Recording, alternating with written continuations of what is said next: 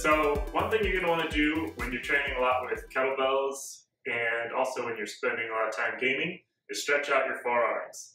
So all the forearm muscles are intricately tied to your hands, and so being able to loosen up and elongate those muscles is going to help prevent lots of wrist pains and any kind of carpal tunnel syndrome developing.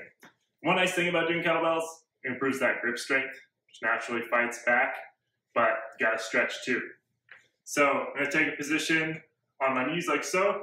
I place my hands with my forearms pointing away. And what I'm going to do is I'm going to bring my body weight forward and then slowly lower back until I start to feel a stretch in my forearms. You can alter the position to get more of a stretch. Usually the closer to your body, the more intense the stretch will be. Now I would hold for a few moments. Breathe into the stretch.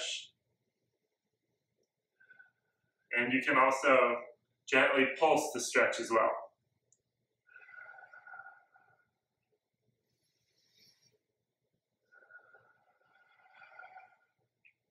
Alternately, you can place the hands with fingertips forward and lean your weight forward to stretch the backs of the forearms and the backs of the hands. There are several other variations of different hand positions, flippers, which is a little more awkward to do, but it's still good to try. You can also try the backs of the hands like such. And with this, you definitely do not need to put too much body weight into this. You'll get the stretch very quickly, and you don't want to overdo it. Following up this is going to be hurdler stretch. So I'm going to start with one leg out, one leg tucked in. I'm going to work first to sit my butt back so that I'm actually feeling my hip bones touching the floor.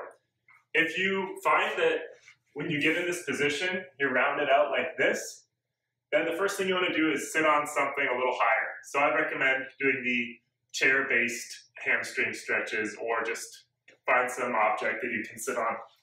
So once you've found your hip bones, you're going to sit up nice and tall. And I recommend getting some flow to this for the first few moments. Just make it more like a Tai Chi movement. I'm going to pull my knee, and I'm going to shove it away like magic. I'm going to place my hand out and breathe into the stretch. You might find you only get to about here.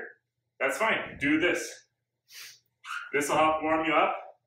It'll make it more interactive, more interesting. Once out here in the stretch you're going to hold, just breathe 10 breaths at least.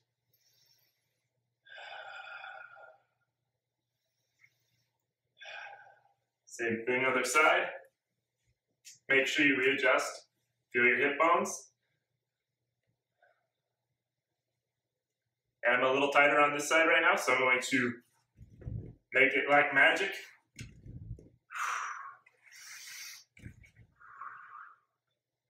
That always helps to loosen things up.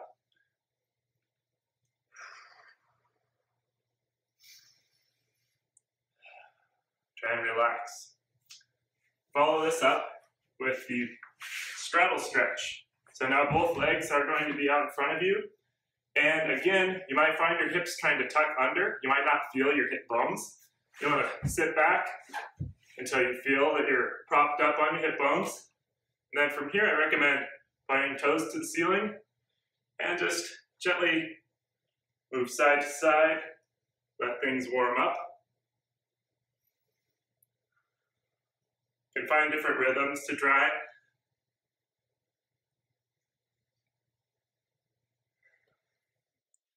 This is all going to just put you in the mindset of relaxing rather than thinking about stretching. You can try the magic trick.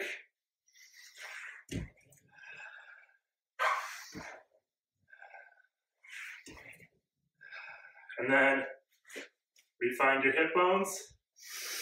Try and stretch forward. Sliding the hands down Come to where you're going to come and pause.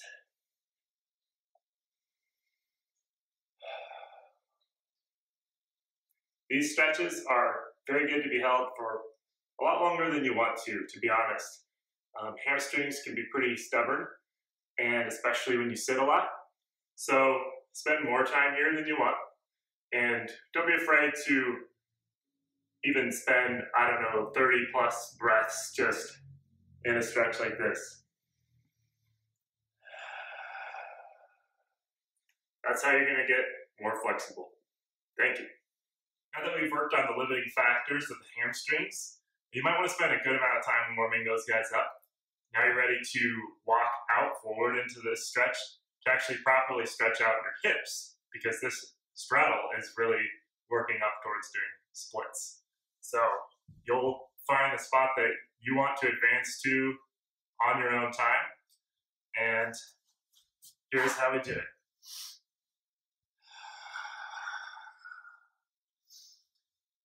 You can pad back, breathe in.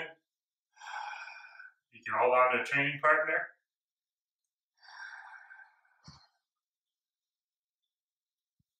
You can again alternate towards the hamstrings to just take your mind off of the intensity. Shiva. You walk out.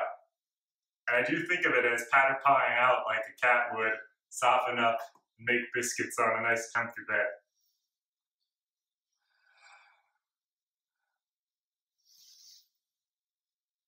I'm quite amused with this. We're gonna keep this take, by the way. And then you can alternately walk out over the legs, walk it back,